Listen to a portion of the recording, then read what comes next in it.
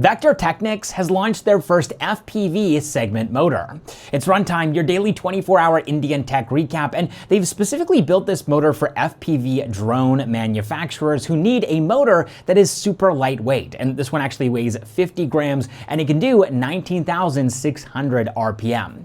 All right, moving on here, Arathai has introduced their most requested feature, end-to-end encryption for direct chats. And this is for Android, iOS, and desktop users. And what this means is that messages are now encrypted on the device, so only the sender and recipient can view them. But this feature only works if both users have the most up-to-date version of Arathai, and once that happens, a fresh chat window appears, and the older unencrypted thread is actually moved to an archive and can no longer be used with that contact. So Sridhar Vembu has encouraged people to update their Arathai app and then tell their contacts to do the same. And it's also worth noting that group chats are not yet encrypted, although Arathai does plan to offer end-to-end encryption support for certain group sizes in the next couple of weeks. All right, next up, Loka, which you might remember from Shark Tank India, has just launched their motion gaming platform, Elevate. And this platform works through normal cameras on phones and laptops, and it uses vision-based AI to read full body movements and convert them into game actions. And this removes the need for wearables and handheld controllers and external sensors.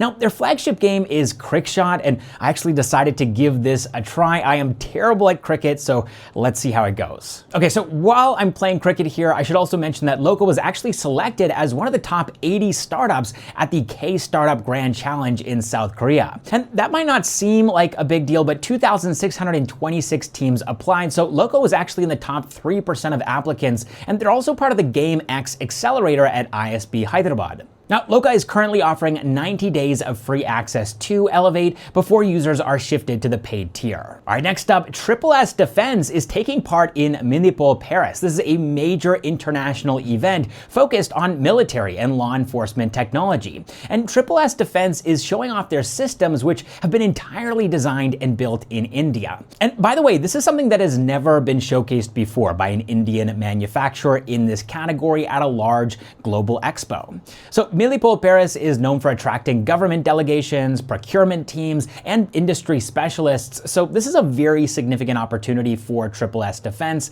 The company was actually started in 2017. They are the only 100% India-owned private sector OEM in this space, with proprietary designs, ownership of IP, and infrastructure to manufacture, test, and certify their products. All right, that is all of the Indian tech news that I have for you all today. Hope you enjoyed the video, and I'll catch you in the next one.